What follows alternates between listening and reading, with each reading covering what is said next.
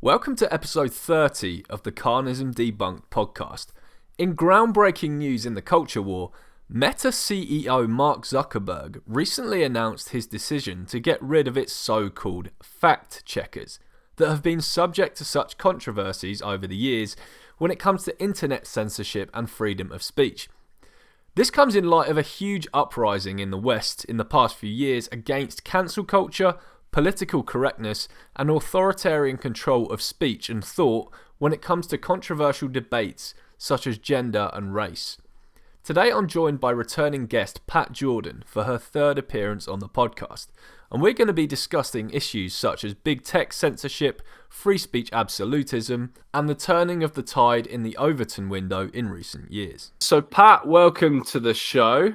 Great to have you back on the podcast as always. What do you make then of this key piece of news that came out recently, which was the inspiration, I guess, for our talk today, which is Zuckerberg's removal of the fact checkers from Meta? Yeah, so as we've previously discussed, I thought it was overwhelmingly a really good decision. I've always found the fact checkers to be just super annoying, one-sided, biased, far left kind of people. And I think that was exactly the reason he gave as to why he got rid of fact checkers. But we've had many conversations about this, and it was obviously just a very, very biased approach to fact checking. And the fact that it got labeled as fact checking was like a real veneer of anyone questioning that political bias. So we had a politically biased approach, but it was being labeled, as they do with like a lot of things, as objective and fact checking, inverted commas. Oh my God, I've lost count of how many conversations I've had recently where people are like, but can't you see it's in the name, the fact checkers, George? I mean, Yeah. Yeah, they literally use the name as a justification of why it's good. It's like, no, that doesn't really justify it. Just saying their name, fact checkers. That seems to be a very common thing among mainly people on the left. Let's be honest. When it comes to granting authority to some kind of organization or some kind of body, is just the name alone means that if you dare oppose this means you are anti this. BLM is obviously the biggest example of it. You don't donate to Black Lives Matter, Pat. Well, you can't think that Black Lives Matter then. You want the fact checkers removed, but then you obviously don't like truth. You don't want the facts to be on there. Yeah, it's built into their title, and then they use that against you. The whole idea of social justice movements, like, oh, so you're against social justice, you're not anti-racist. You know, it's all built into the premises. This is one thing I think conservatives and right-wing, libertarian, whatever, non-left groups do really well, and have always done really well. They're very transparent about the fact that they're putting forward a certain view. So they fund all these public think tanks and kind of like studies and things like that, but it's very open that that's what they're doing. Like it's from Liberty University or, just the agenda is very clear. And then someone dismisses it as just, oh, that's a right-wing survey. It's like, well, yeah, that's the point. And they've been open about it. They're not putting these things out as facts. Someone pointed that out recently, and I think it's a really good point to show why we're seeing such pushback in the culture war.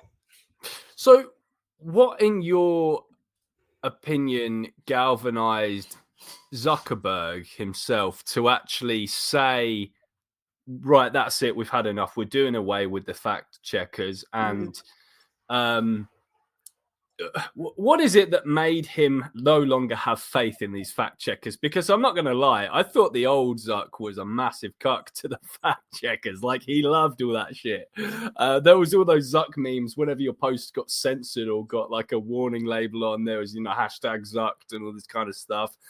And I'm very, very glad that these kind of darker days of social media are behind us. But what do you think kind of spurred him on to do that? Yeah, so I've thought about this a little bit. To answer your question, it's kind of a two-part answer. The first thing I want to acknowledge is that he is a flawed human being, and I think he was working a lot under pressure of the current government, so the Biden administration, and trying to appease them and other groups that would have been influential. So I think, yeah, he was a cuck, and he wasn't a perfect person there. people question how genuine his so-called public image, or like he's like the cool base guy now, is. But I kind of take the view that both things can be true. So he was kind of a bit of a cuck before, and maybe he does tends to follow whoever is in power at the time, because I don't know if he would have changed if the administration didn't change. If Trump didn't get into power, would he still be doing all these things? But I will say that I think he's definitely a happier person. Like, who would have been happy the way he was before? And there's a real change in tech culture as well. Like, there's more support for so-called right-wing values, which is basically free speech and capitalism and innovation and things like that. So I think he is genuinely happier. I think he's grateful that he gets to take this path now because of the culture change. I'm doubtful he would have changed as drastically as he did if Trump did not get into power. But I guess the breaking point, I'm not sure if it was the attempted assassination of Donald Trump, but I remember that's when I saw that he started being really outspoken about his politics. And I remember him saying, like, as an American witnessing that, it kind of changed my view on some things, and realize, like, he was kind of like framing it as an influential thing that might have changed his behavior and like perspectives on some of these like political issues.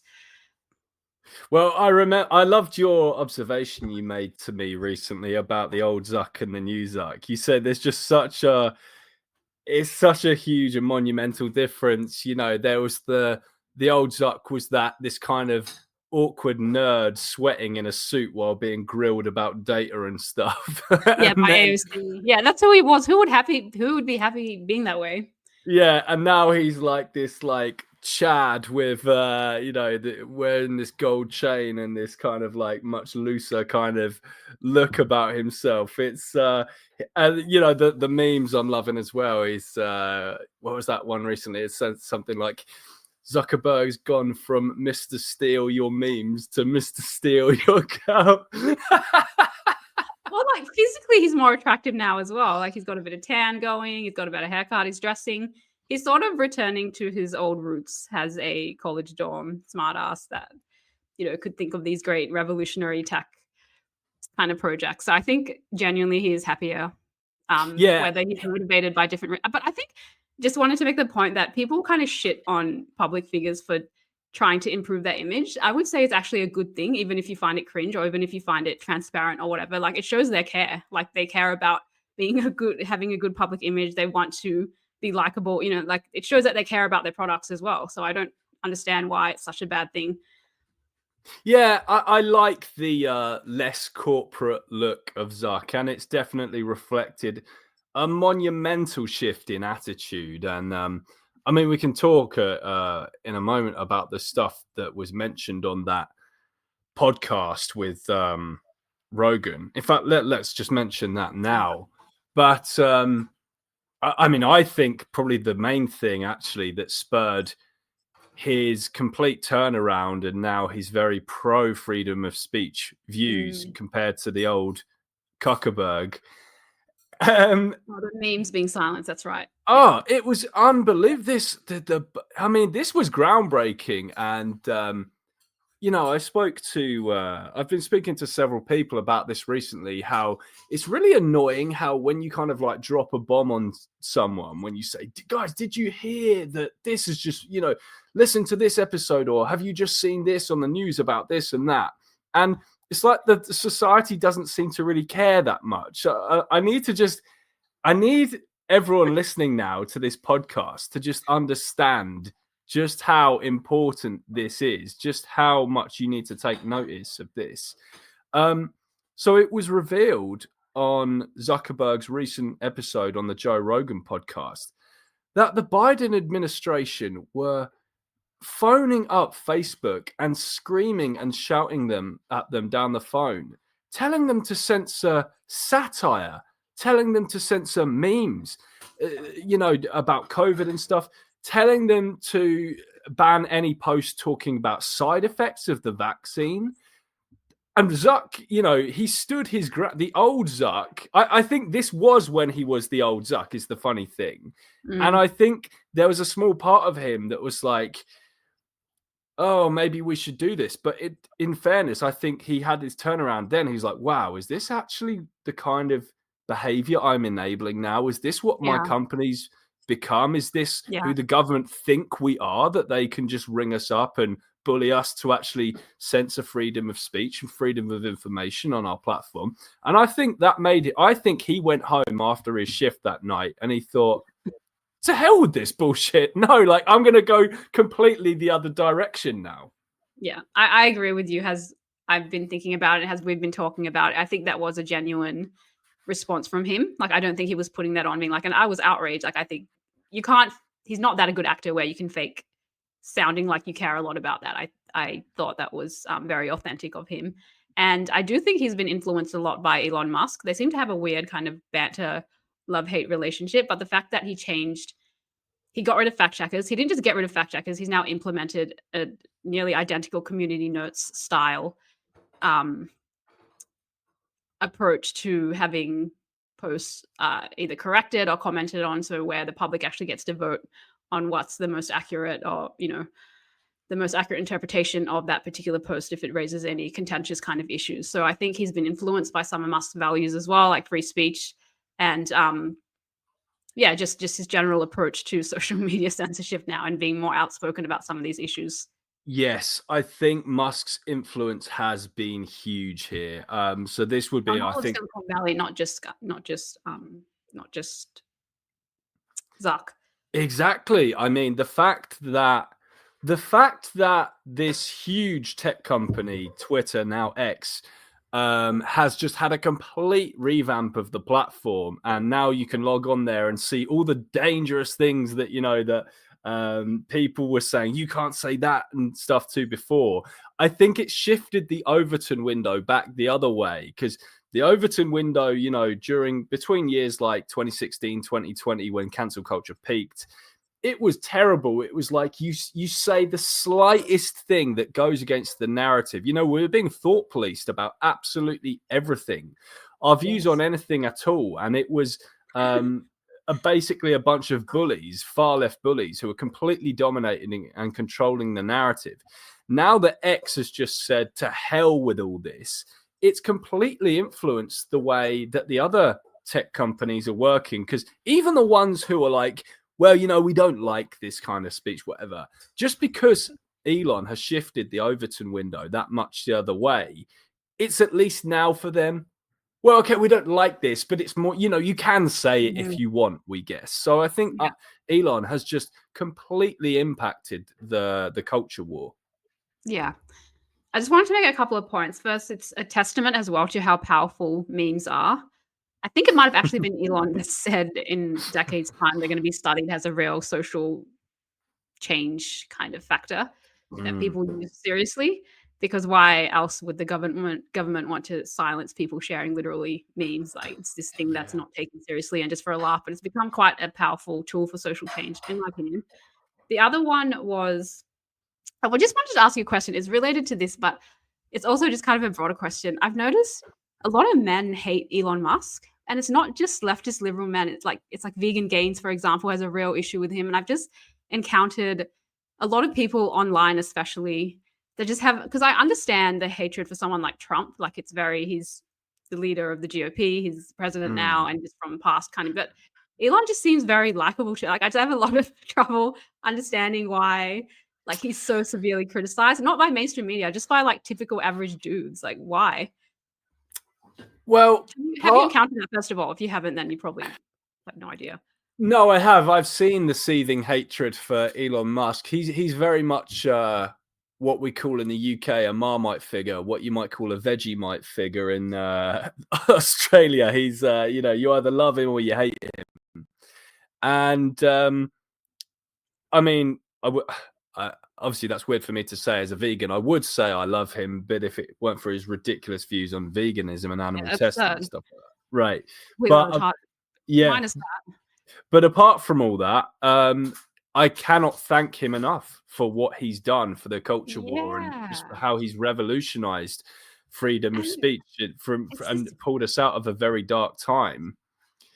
It's this weird thing. If you mention you support him or like him or compliment him, it's like, oh, you worship billionaires, or so you worship at the feet of Elon Musk. It's like, well, no, he's just done really great things for our culture, and I'm acknowledging that. Doesn't mean I'm not criticizing him.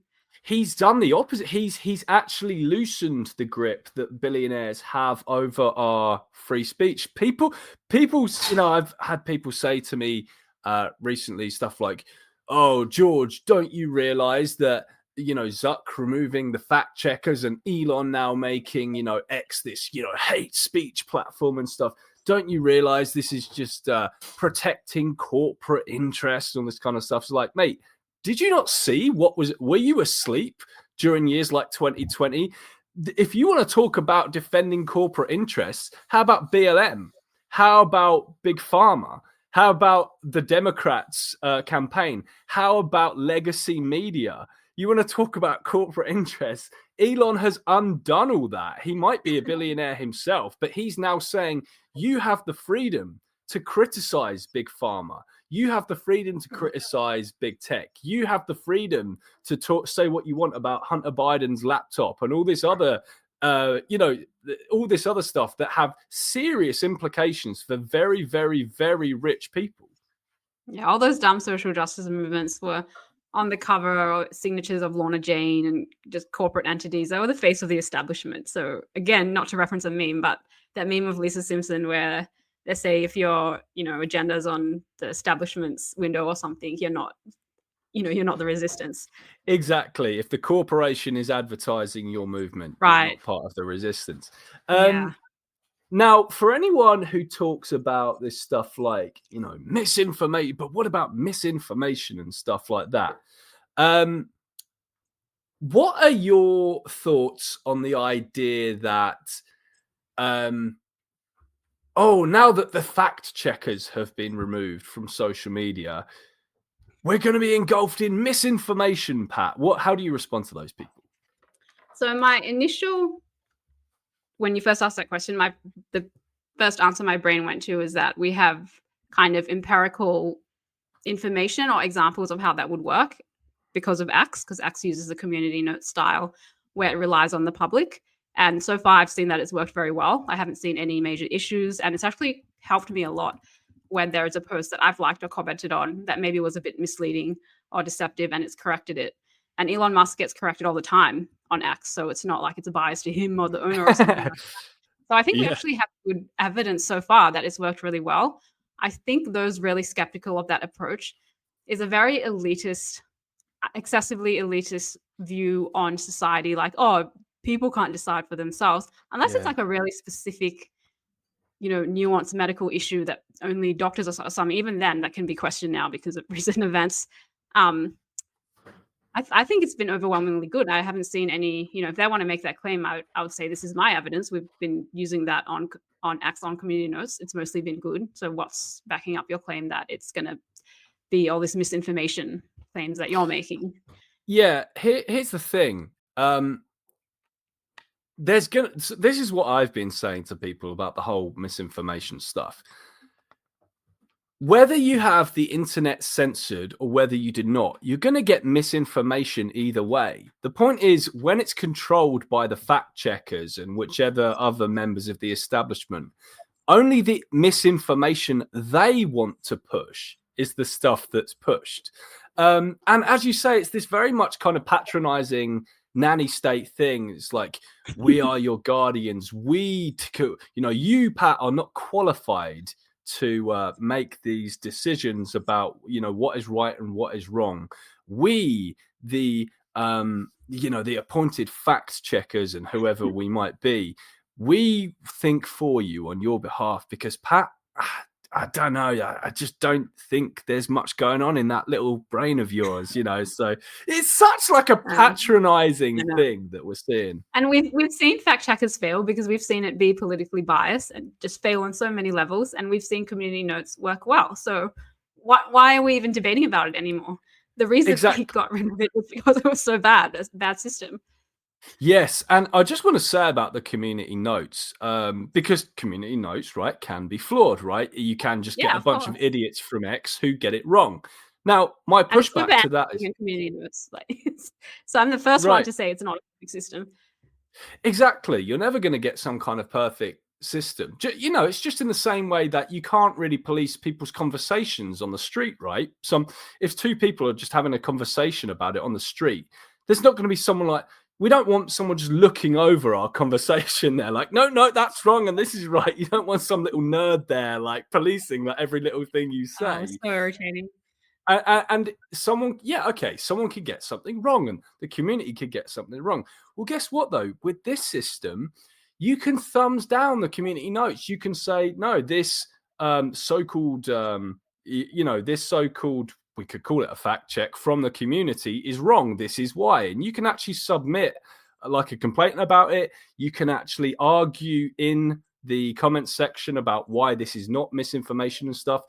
With the fact checker thing, there was no way to actually say, well, no, the fact checker here, the fact checkers weren't being fact checked was the problem, which is why I think Candace Owens launched that campaign in the end called Fact Check the Fact Checkers, where, you know, there had to be a campaign to go into all the crap that they were constantly getting wrong or showing bias in, which is not the deal with community notes. And you remember the post I did recently, Pat, right? About I asked ChatGPT for a list of stuff that the fact checkers, you know, were censoring people's posts for that the people turned out to be right about.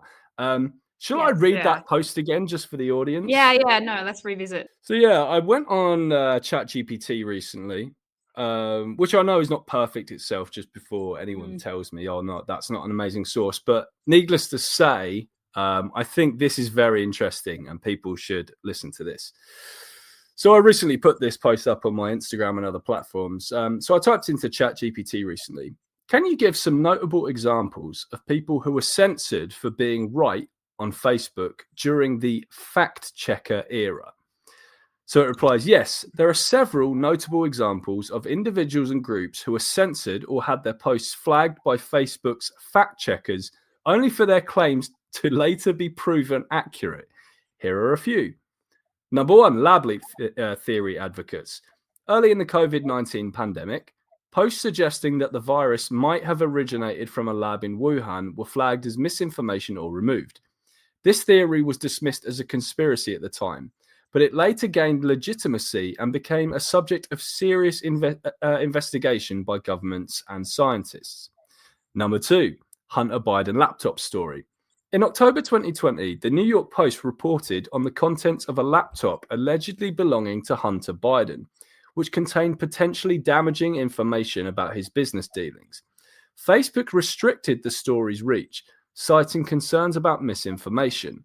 Later, multiple media outlets, including the New York Times and the Washington Post, confirmed the authenticity of the laptop and its contents. Number three, COVID-19 vaccine efficacy and transmission. Some individuals who raised concerns about the vaccines not preventing transmission were censored or labeled as spreading misinformation. However, over time, public health authorities acknowledged that while vaccines reduce severe illness, they do not entirely prevent transmission of COVID-19. Number four, mask effectiveness. Post questioning the effectiveness of cloth masks against COVID-19 were often flagged as misinformation early in the pandemic. Later, studies and guidance from health authorities, including the CDC, clarified that cloth masks provide limited protection compared to N95 or similar masks. Number five, natural immunity. People discussing the benefits of natural immunity from prior infection were sometimes censored. Later, studies showed that natural immunity can be as robust as, or in some cases stronger than, vaccine-induced immunity. And then there was one more as well, kind of relating to that, but it wasn't anything massive to shout about. But then the other thing I mentioned to it was stuff about posting bans, and this might not have just been the fact checkers themselves, but it was a sign of what dark times we were in that kind of era.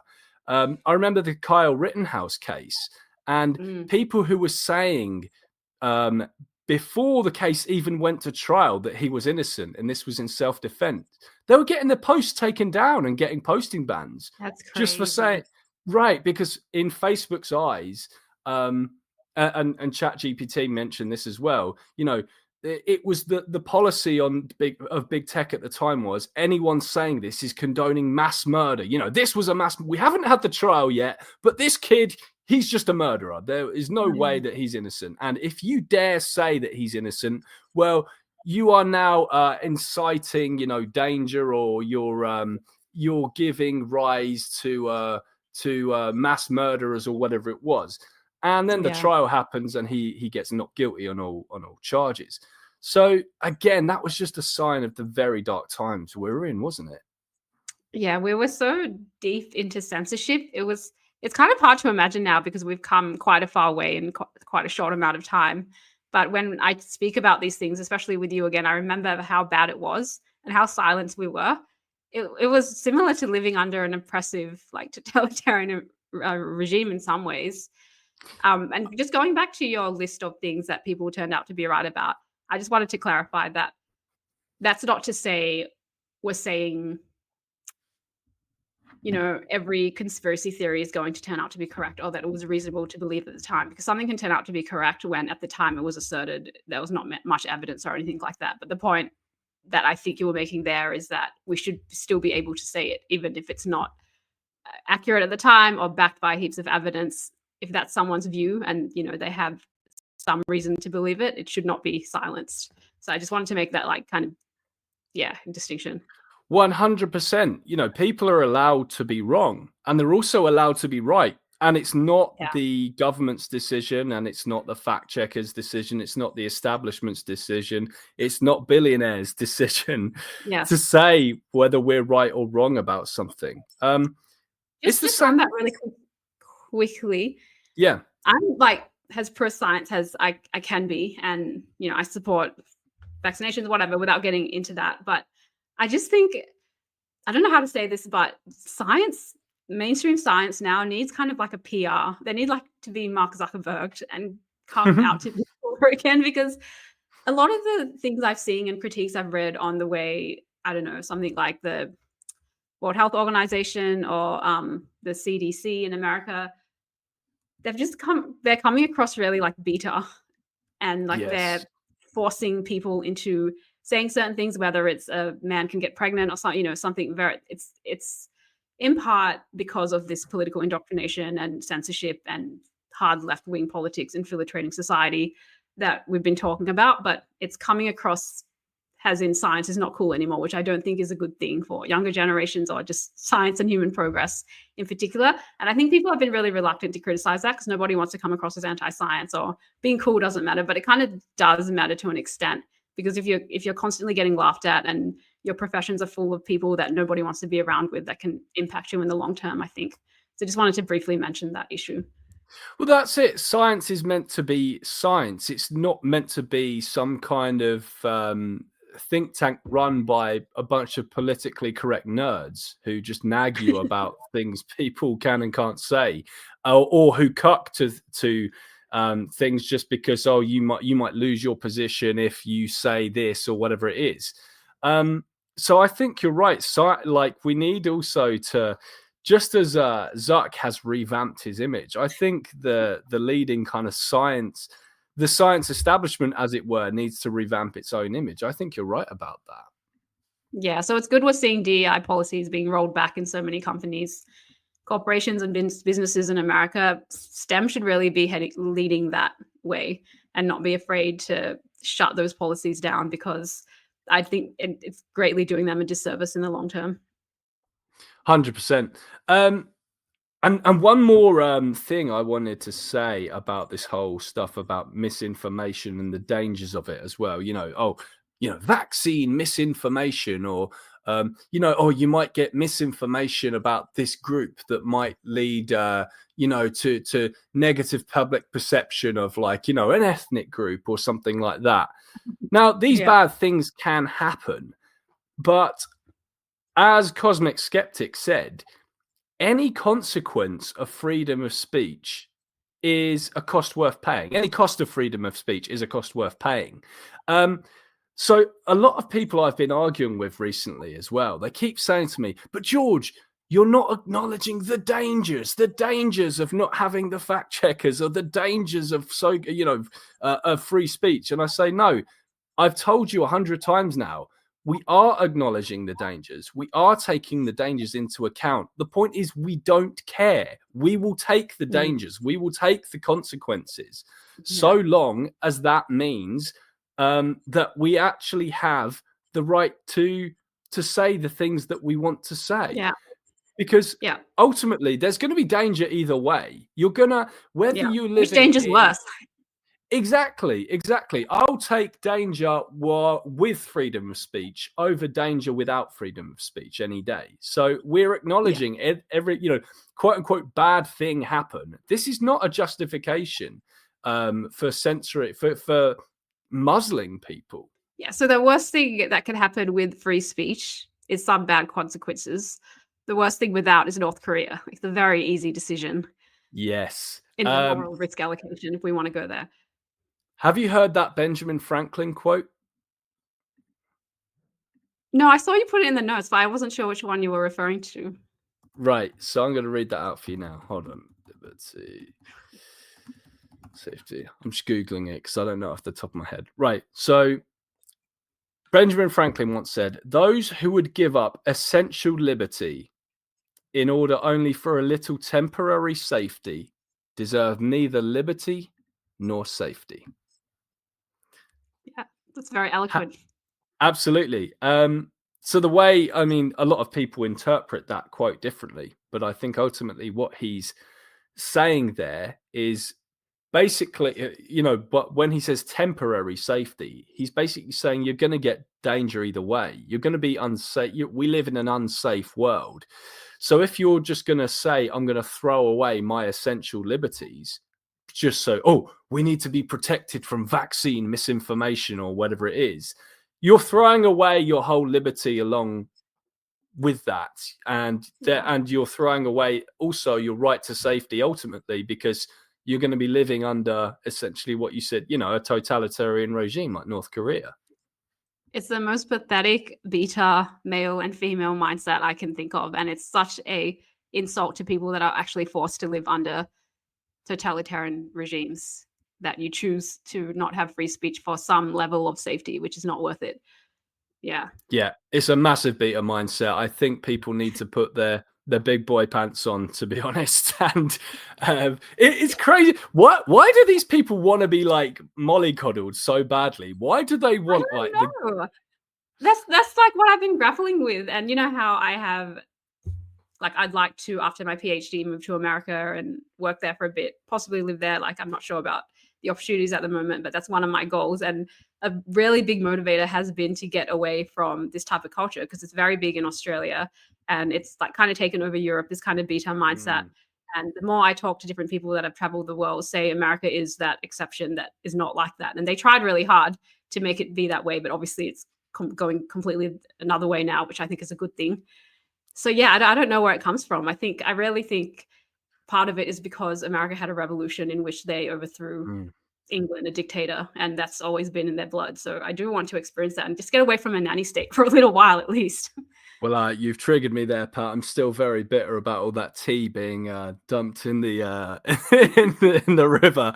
So let's move swiftly on from that, just before you trigger me even further.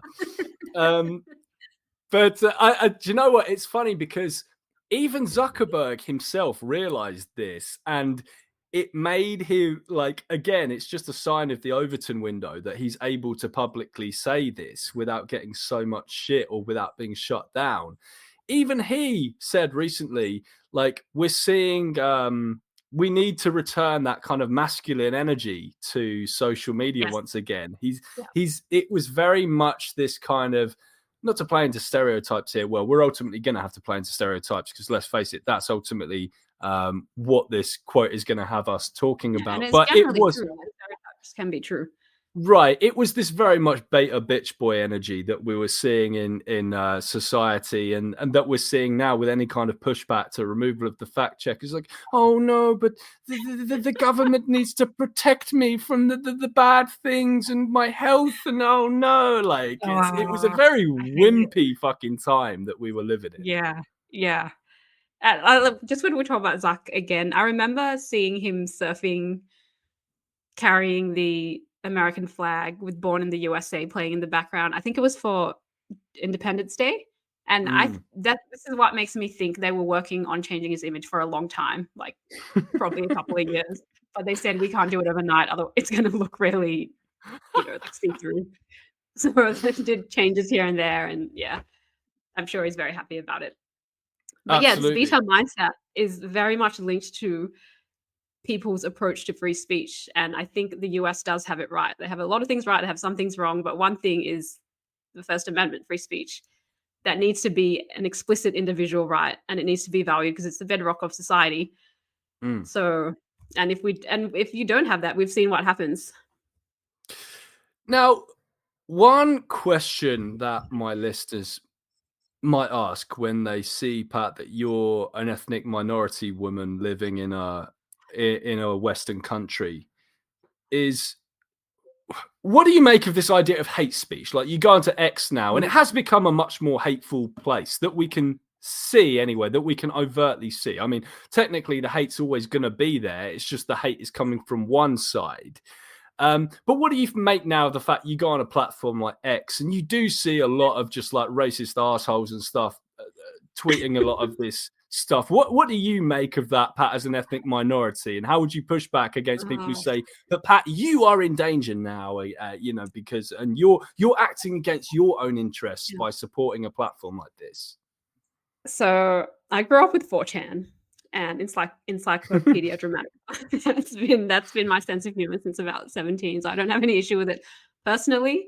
So just to answer your question more seriously, as you know from this conversation and from other conversations, I very much subscribe to the United States approach to free speech has an explicit individual right. I think it should be the bedrock of modern civilization. So hate speech is protected. That's all I have to say. Hate speech is generally protected by the First Amendment. And if we're going through an American framework, which I think we should, then it's a non-issue to me that there's racist shit or there's sexist shit or whatever anti-white, anti-black, anti-Asian shit on X, because hate speech is protected by the First Amendment. The only categories of speech that are not protected are ones that directly incite violence, immediate violence. And that threshold is high for the reasons we've been speaking, because if we compromise it, things get worse because we don't have free speech. So toughen up, Yeah, and the other thing I would say here is you log into X now, okay, and what you see is ultimately a monster in many cases when you see this shitty speech that you see all over your screen. But here's what I want to say. Do you agree with me, Pat, that this is a monster of the left's own making? Because I think the dark times that we've been living in recent years, where we've just been badgered about every little thing, white people specifically have been mass demonized. It was just the fashion to just it was open season on white people. Like, it was just fashionable to just openly demonize us and just say that we're responsible for the world's problems in every single way and that we're all this and all that. Do you think that what we're seeing now, because I always say to people, right, for every action, there's a reaction. I think all this huge backlash that we're seeing is a monster of the left's own making. It's ultimately their fault that this has happened. What do you make to my theory there?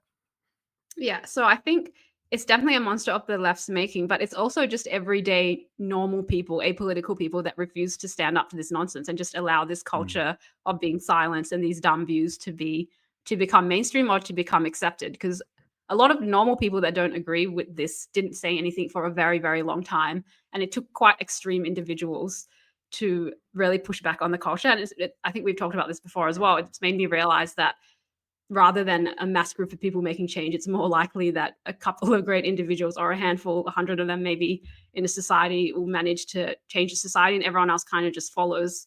So yeah, it was a monster of the leftist making, but it's just everyday people being cowards.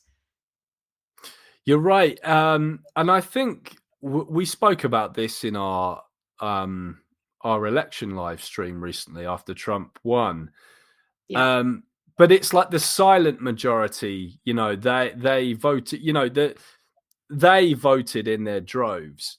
And I think with the whole way that people were being thought policed, because people were scared to say what they even think, we assumed that this backlash that we've now seen was at the time, in years like 2020, 2019, 2018, we didn't realize just what an actually large group of people this was, because it was just the bullies, the domineers, the people who controlled the narrative were the kind of really far weirdo woke left, just the type of people who, with all due respect, would have got bullied the hell out of at school, were just like complete losers, complete losers in all areas of life, massive loners, and just enjoy being with their little cult of weirdos who hate white men and every other little thing.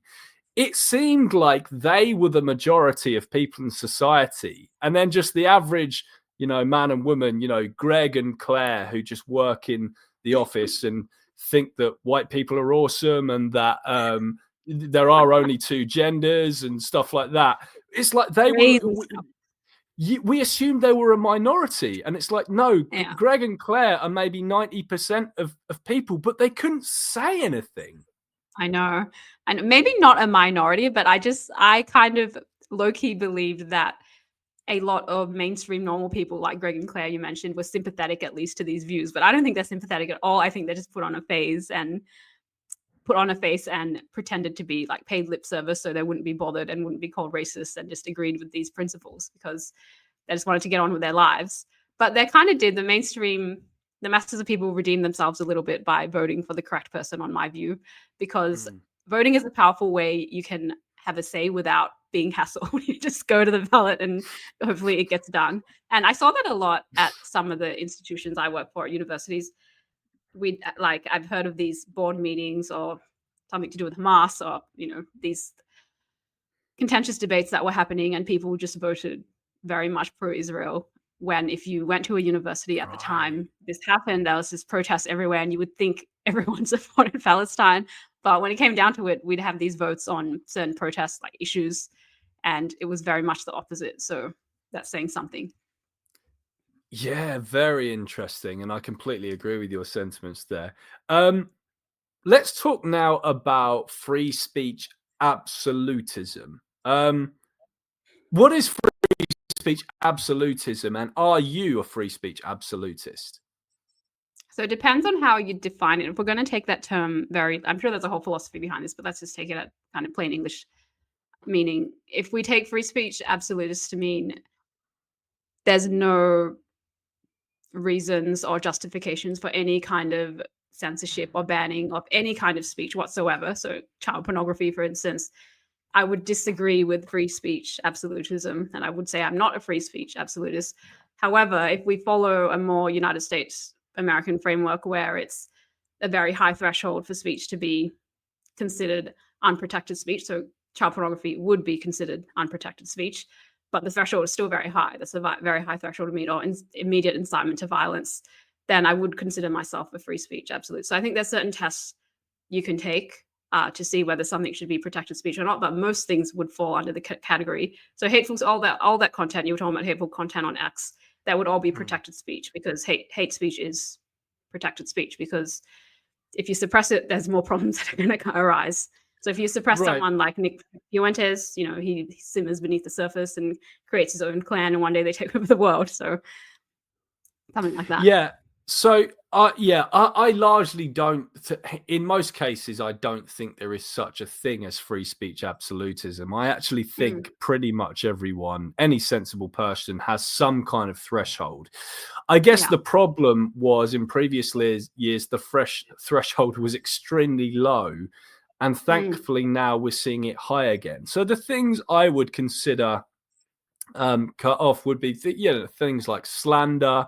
And it has to be a specific type of slander as well. It can't just be like, this is my opinion about this person. But if like for example, if I mean, you and I are both very pro freedom of speech, but if there was a rumor going around on Facebook and people were shouting stuff like, Pat Jordan is a pedophile, or George Martin is a rapist, or something like that, I think that should be the worst examples. Right. So I'm using like terrible examples to show where I draw a line. Right, that should be I think just awful, horrific slander to that level. that absolutely should be punished, and also incitement to violence as well. In many, I mean, that can get a bit subjective. I mean, I Yes, don't even yes. think Trump should have been kicked off for when he simply said something like, "We will go to the Capitol and fight." I mean, that is, Yeah. I mean, Well, that's why for he me, wasn't convicted on incitement to violence from memory. right, exactly. But then if someone says something like, I support Hamas and I think we should rise up and do October the 7th again tomorrow or It's something very like that. specific. It's a real Right, threat. It needs to be a exactly. genuine threat that can be carried out Yes. immediately, I think the term is. Yes. So Yeah. I think I can't consider myself a free speech absolutist, because again, I would punish if there was slander about me and you going around, and I would also punish actual incitement to violence. But I don't take the woke left's opinion that all speech is incitement to violence if they don't like the opinion. There are things that there's a slippery slope. There's things that can result in things if you go down that road. Yeah. But again, we can't really take that into consideration, because I think it's much more important that we have liberty than we have just total safety in all areas, like some kind of Orwellian 1984, "We are your guardians" kind of thing. Yeah, and that's what it's about, the liberty of the person, and this idea of liberty as a core value, which underpins kind of the idea of free speech as well. I just wanted to quickly mention, which I should have before when we were talking about hateful content on X, a Supreme Court case, Snyder versus Phelps. Mm. And you've probably heard of it. It's about the Westboro church picketing outside the death of it was like a funeral for a Marine officer. And they were picketing there with signs such as "God hates fags" and this very offensive material, claiming that God was punishing soldiers because of America's endorsement of homosexuality in the military, or something really crazy and homophobic. And the Supreme Court said that he was allowed to do that because he was from a certain distance, like he kept within the legal boundaries rules. Anyway, the main principle from that was offensive speech is not illegal, and it shouldn't be, because hate speech is protected because of the importance of free speech to our society. So I think that kind of speaks to this issue you were talking to me about. How do you feel about seeing all this unsafe, hateful material? I would refer people to that case because I think it's got some really good rules concerning free speech, and it includes the right to offend. And I think the other thing is, hate speech is so subjective as well. I mean, there's that question: is it hate speech or is it speech you hate? So I mean, I'm not happy to have, I'm happy to log on from time to time and be offended about something, right? But I don't want whoever the powers that be telling us what is and is not offensive. I don't want someone overlooking social media and really saying what is and is not bigotry. These are all very stuff about, race and crime statistics or gender, abortion, all these things that are quite sensitive issues and often kind of taboo issues to discuss. These are very, very important issues. And it doesn't matter if people can be offended by the stuff that people can say on those things. It's much more important that people are allowed to be able to express things that could be true, whether people will like it or not. That could actually help society in a way at the expense of, at the risk of offending a few people. These are all conversations that we have the right to have and need to be had.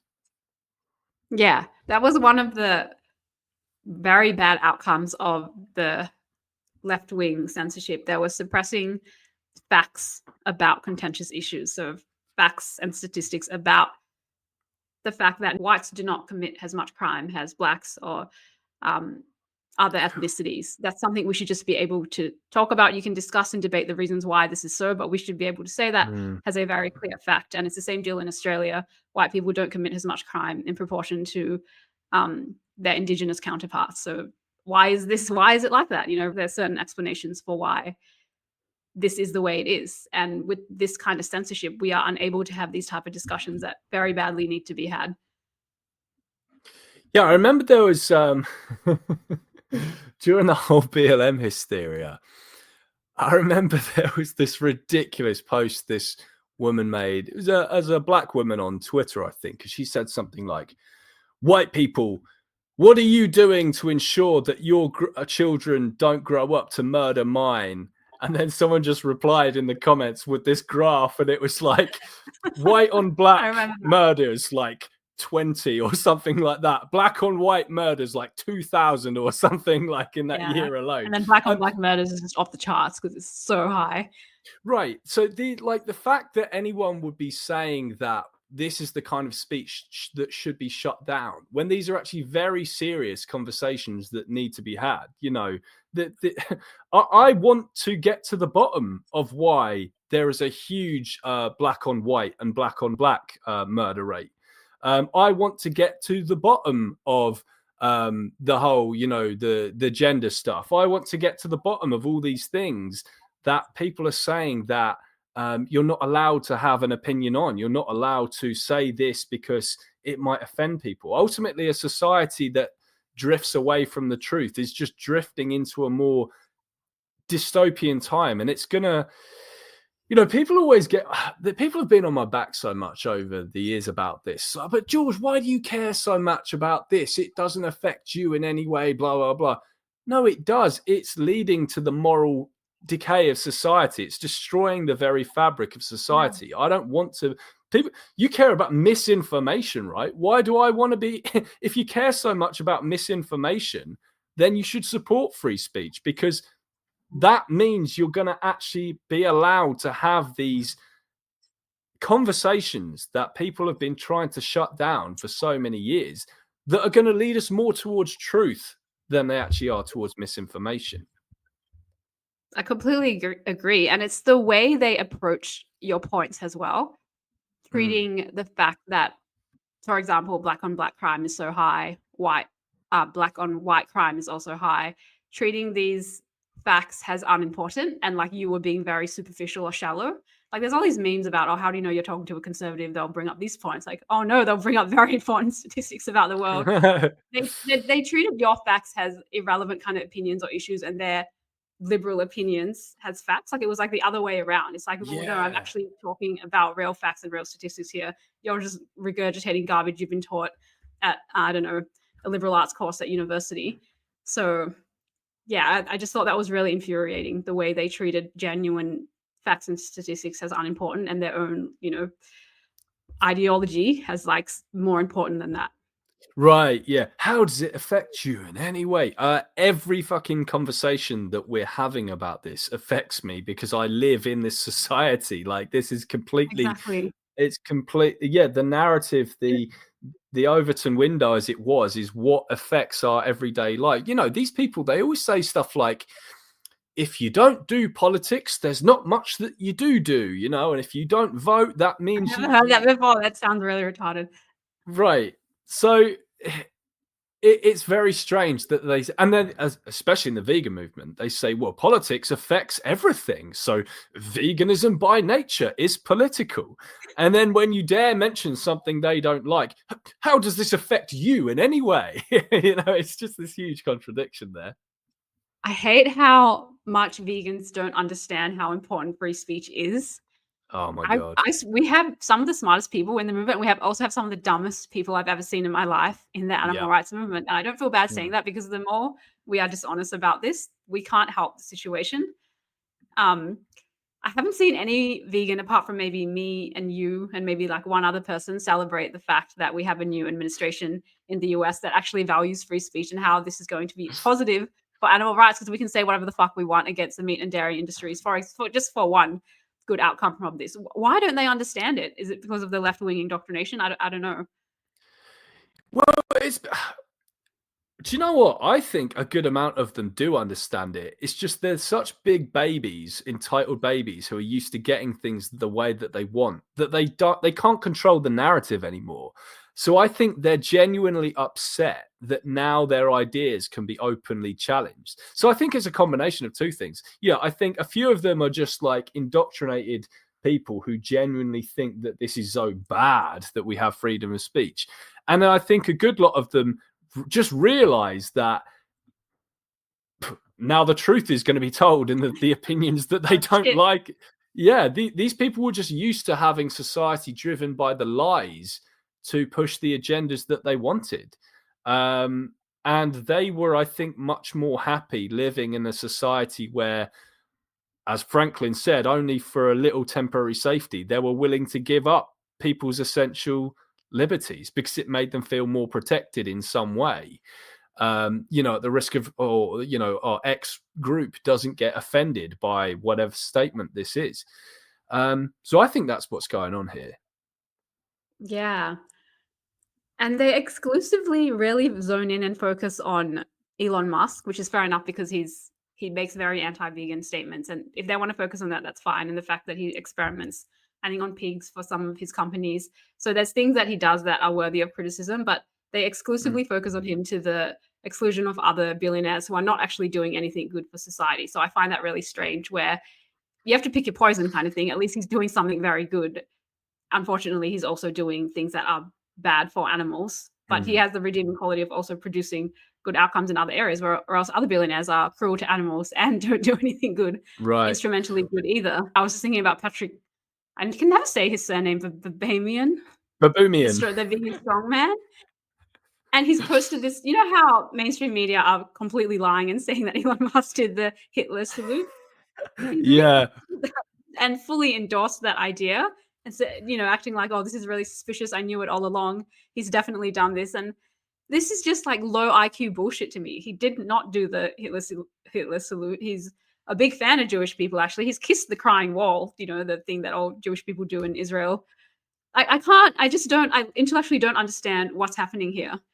Yeah, it's quite telling, isn't it, that the people who have spent the last year completely ignoring Nazi salutes from Hezbollah and people at pro-Palestine marches are now very concerned about this idiotic gesture, I must say, that Elon made on stage, completely unaware. But I think it was just a complete noob mistake, and he was completely unaware of what he was doing. But Democrats have been photographed and videoed doing the exact same gesture, and they say bugger all. To look like you're doing it, like just stick your hand out. Oh my god, he's done the Hitler salute.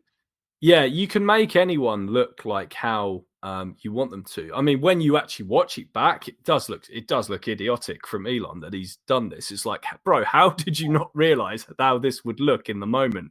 But at the same time, it's just funny that the media and the left only focuses on when he does that.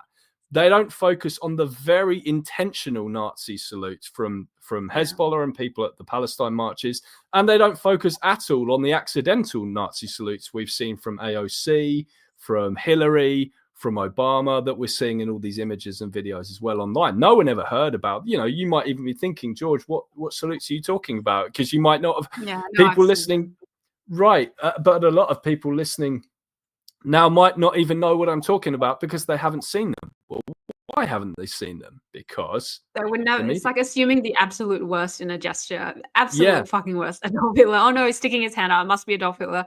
And the photos they've shown, for example, of Taylor Swift doing the same thing, look much more convincing that she's actually doing that, because her arm is actually great. Like, I don't want to do it because I don't want to be photoshopped and said that's doing the, but she actually looks way more like she's actually doing it than Musk, who was kind of like on an angle and like leaning this way. It didn't really look like the salute to me, if I'm being honest. If I saw that, I wouldn't think that. But if I saw this picture of Taylor Swift, all you'd have to do is like Photoshop the moustache on her. Doing it. Yeah, exactly. All right, Pat, we're coming to the end of the podcast now. I just have one or two more subjects to talk about. What do you think now about trust in media, now that we've had this kind of free speech revolution that's happened? What do you think of like legacy media and people's trust in them as an institution? Yeah, so I think mainstream media is a dying institution. They can look to improve themselves, which will require severe grassroots kind of reform, which I'm not sure they're capable of. If they want to try and do it, then go ahead. But if they keep on operating the way they do, I think they're just going to become more and more irrelevant, especially under the new administration, and especially if it keeps going this way, which I think it will. I don't see much evidence of it going back the other way. So I do think we're in what we call like the internet revolution or the information revolution, something like that. I don't think we're going to go back to a time where censorship is going to thrive again. So they either need to change their practices in a really structural kind of foundational way, or just lose out to, Joe Rogan or to Axe or to alternative media or Substack. That's just the fate. They're not like medical institutions, where they provide a service. Like they are meant to be. Yeah. They're meant to be the ones providing a service to us, and they're completely irreplaceable by these other alternative digital platforms, whereas something like hospitals aren't. So I've seen this argument being made, like, we need to save these institutions. We need to save the New York Times. It's like, fuck no, we don't. Like, they work for us. Like, we're the people. They work for us. If they don't want to do that, then we're just going to put our money elsewhere, which is what we're seeing. Yes. Yeah. Well, I think it was very powerful that Elon's, I love Elon's quote, "You are the media now." I am the media now. Yeah, I love that. Yeah, absolutely. It's good to have the power in our hands finally. And, it's something poignant you said to me recently as well. It's sad that we're actually so kind of happy about this, that you and I have been we're so like happy, aren't we, at the moment, Pat, about recent events and just how things have massively turned around. And it's like you were saying, but George, like, it's crazy that we even have to be happy about such a basic, fundamental, like, yeah, right. It feels like, again, coming out of like a totalitarian regime, and like we just feel free again. Yeah, we were just being thought police. It's not the same thing as being physically restricted, but mentally, not even mentally restricted, because you can think whatever you want, but in terms of what we were able to say. And we got a taste of what it would be like to live under one of these awful regimes. I don't know if you watched Trump's inauguration speech. Yeah. I don't think I've watched it in full yet, actually. I think I've just seen little clips from it. Oh, okay. Yeah, it was pretty killer. And he calls it the revolution of common sense. And I think that really captures what this is about and kind of why it's bittersweet, because it really is common sense, some of these principles on free speech or race or gender, whatever it is. But now it has to be treated as this real revolutionary idea to get back to basics. Yes. Very dark times behind us, and I'm so glad that we're out of them, and long may they never return, those times we're in. All right, last point then of the podcast, Pat. Why do you believe that censorship is so dangerous? So my personal values are very much, I'm pro-liberty, I'm pro-free speech, I'm pro-self-defense. So censorship to me is the ultimate violation of one of these core principles of what makes a good person and what makes a good society. So if you're censoring the way people speak or think, it's like the ultimate rights violations for me. I'm also very into deontology, for example. So I'm a very rights-based person, and this is one of the most important rights you could possibly have as a human being or as an animal. They have ways of expressing themselves as well. So yeah, that to me is why it's so dangerous. I think it's one of the ultimate evils you could do to somebody else or do to a society. What about yourself? Yeah, I completely agree. I mean, the fact that you could almost actually argue the case that it's in a sense it's an infringement of bodily autonomy. It's basically muzzling you, or it's putting it's a violation of your own brain. When you think of it that way, it makes total sense when you say it's like the ultimate rights violation, because it's controlling such just a fundamental freedom that we have. And I just want to end with this quote. I don't know who the author of this quote is. Maybe someone in the comments section will tell us. But the quote is, "I disapprove of what you have to say, but I will defend to the death your right to say it." And that, for me, is the mark of living in a free and civilized society, where I might not like your idea, you might not like my idea, but thank God you said that thing that could offend me, Pat, and thank God. I think that might have been John Stuart Mill, J.S. Mill. I might be mistaken, but he wrote on liberty, which is like a very foundational text to free speech studies or free speech scholarship. Yeah. So okay. It might have been him. Yeah. Well, Mr. Mill, if that was you, thank you so much. And we'll end that on that note. So Pat, thank you so much for coming on. Really had a great time chatting with you today. And we hope that you all find this a good listen at home as well. Awesome, George. Thank you.